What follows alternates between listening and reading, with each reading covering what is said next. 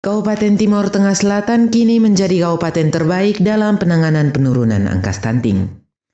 Selain intervensi dari Pemda setempat, penurunan angka stunting yang signifikan ini juga tak lepas dari program Kodam 9 Udayana, era Pangdam 9 Udayana Letjen TNI Maruli Simanjuntak, yang kini menjabat sebagai Panglima Komando Strategis Angkatan Darat atau Pangkostrat. Dalam kunjungan perdana di Kabupaten TTS Selasa 8 Februari 2022, Panglima Kodam 9 Udayana Maijen TNI Sony Aprianto menegaskan akan meneruskan implementasi program Kodam 9 Udayana di Provinsi NTT, khususnya di Kabupaten TTS. Ini sudah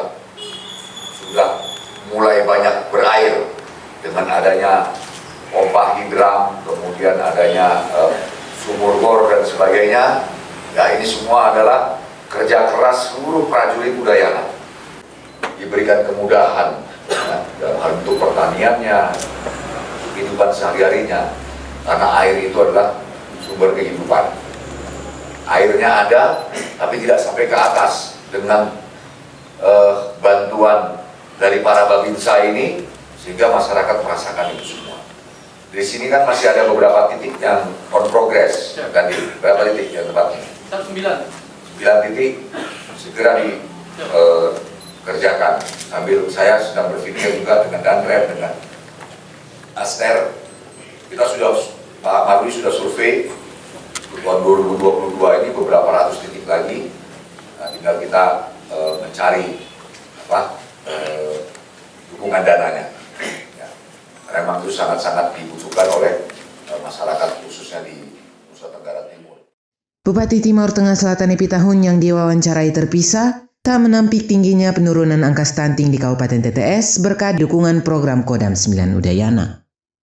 Program Kodam 9 Udayana yang tersebar di wilayah Kabupaten TTS rinci Bupati Epi Tahun yakni pembangunan pompa hidram sebanyak 43 titik, pembukaan lahan pertanian hortikultura seluas 100 hektar, pembangunan irigasi tetes sebanyak 3 titik, pembangunan sumur bor sebanyak 4 titik, dan bantuan plasma ayam sebanyak 60.000 ekor yang tersebar di 6 kelompok peternak.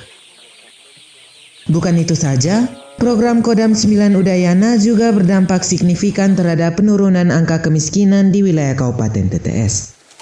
Tahun 2022 lanjut Bupati Epi Tahun, Kabupaten TTS menempati peringkat kedua secara nasional terkait penurunan angka kemiskinan dengan persentase 0,85%.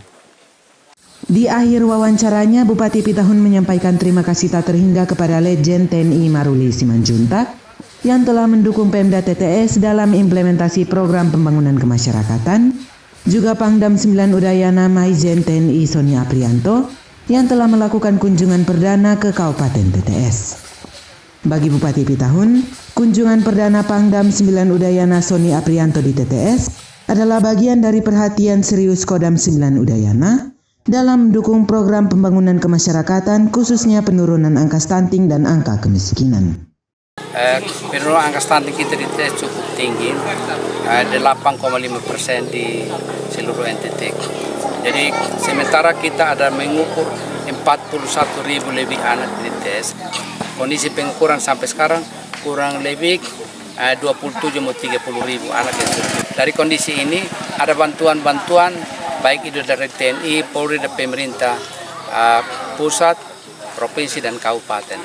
Dari bantuan-bantuan ini antara lain, misalnya dari TNI ada pompa hidram, kurang lebih ada 43 titik, lahan untuk apa kita tanam itu kurang lebih ada 100 hektar, irigasi tetes ada 3 titik, dan juga sumur bor ada 4, dan plasma ayam ada 6. Dari sumur bor, plasma ayam, irigasi titik ini juga turut mendorong sehingga penurunan angka stunting kita cukup tinggi. Dan juga bahwa tidak hanya penurunan angka stunting tetapi juga angka kemiskinan. Angka kemiskinan secara nasional kita kurang 0,85%. Tertinggi nomor 2 di Indonesia penurunannya. Nah, jadi dari sumur bor, dari plasma ayam, dari irigasi tetes, itu juga berkontribusi nyata dalam penurunan angka stunting dan angka kemiskinan ini. Jadi saya atas nama pribadi, pemerintah dan masyarakat Kabupaten Timor Tengah Selatan menyampaikan terima kasih kepada TNI Polri, khususnya Pangdam 9 Udayana yang turut berkontribusi kepada pemerintah daerah dalam menurunkan angka stunting dan angka kemiskinan ini. Dan juga saya berharap kerjasama ini atau bantuan ini jangan hanya berakhir sampai sini, tapi kita lanjutkan untuk sama-sama kita menekan sekali lagi angka kemiskinan dan angka stunting. Dan angka stunting ini kita dorong dari waktu ke waktu dan cukup baik dalam penurunannya. Juga selain dari Kodam 9 Udayana, juga dari Pak Dandrem 161, Kodim 1621 TTS yang juga turut membantu sehingga kita menurunkan angka stunting dan angka kemiskinan ini. Jadi khusus jajaran TNI cukup memberikan perhatian untuk kita di Kabupaten Timur Tengah Selatan. Berikut rincian tren penurunan angka stunting di Kabupaten TTS. Tahun 2018 dari sasaran 28.548 anak, jumlah anak dengan status stunting sebanyak 15.139 atau 53,3%. Tahun 2019 dari sasaran 29.063 anak, jumlah anak dengan status stunting sebanyak 13.969 atau 48,1%.